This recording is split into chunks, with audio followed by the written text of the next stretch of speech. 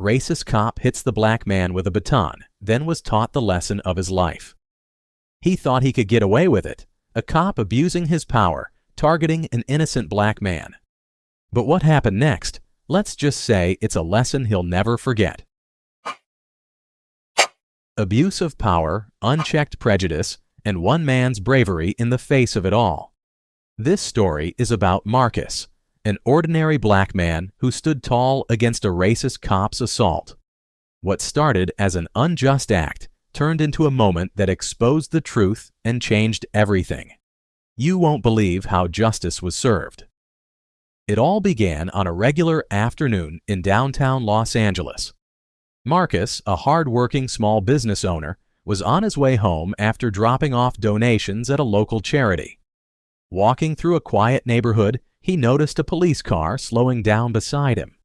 The officer inside, Officer Harris, rolled down his window and started watching Marcus intently. "Hey you, what are you doing here?" Harris called out. Marcus, confused, calmly replied, "Just walking home, sir."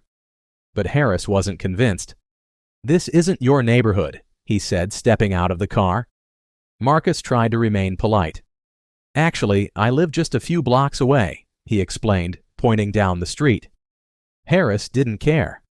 "Empty your pockets," he ordered, his hand resting on his baton.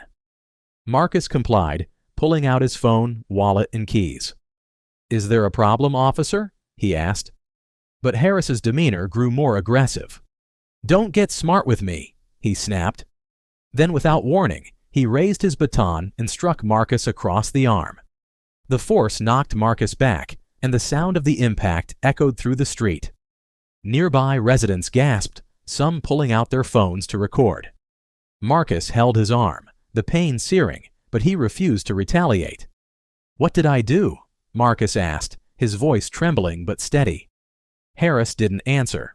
Instead, he barked orders, trying to justify his actions. "You look suspicious. That's enough reason for me." The incident escalated quickly as a small crowd began to gather. Some shouted at the officer, demanding he stop. One brave woman stepped forward and yelled, "We're recording everything!" Harris hesitated for a moment, realizing the cameras were now on him. But instead of backing down, he doubled down, accusing Marcus of resisting arrest, a blatant lie. Meanwhile, Marcus's calm composure began to shift the narrative. Instead of reacting with anger, he addressed the crowd. "This is what we face," he said. "We can't let this continue." One man in the crowd, an attorney named James, stepped forward. "Officer, I'm a lawyer, and I'm advising this man to remain silent while we document everything. You're making a mistake." Harris's confidence began to waver. He was no longer in control of the situation. Just as tensions reached a boiling point, backup arrived. 2 additional officers stepped out of their vehicle and approached the scene. One of them, Sergeant Blake, immediately sensed something was off. Blake questioned Harris in front of the crowd. "What's going on here?" "He was acting suspicious," Harris replied, avoiding eye contact. Blake turned to Marcus, who calmly explained, "I was walking home when he stopped me, searched me, and hit me without cause. These people can back me up." The crowd nodded, with several witnesses stepping forward to share what they had seen. Blake's expression darkened as he realized the severity of the situation. "Is this true?" Blake asked Harris. Harris stammered, trying to justify his actions, but Blake wasn't buying it. "Hand over your badge and baton," Blake ordered. "You're done here." The crowd erupted in cheers as Harris was escorted to the squad car. Marcus stood tall, his arms still throbbing but his spirit unbroken. The video footage went viral within hours, sparking outrage across social media. Justice for Marcus began trending, with thousands of people demanding accountability for Officer Harris's actions.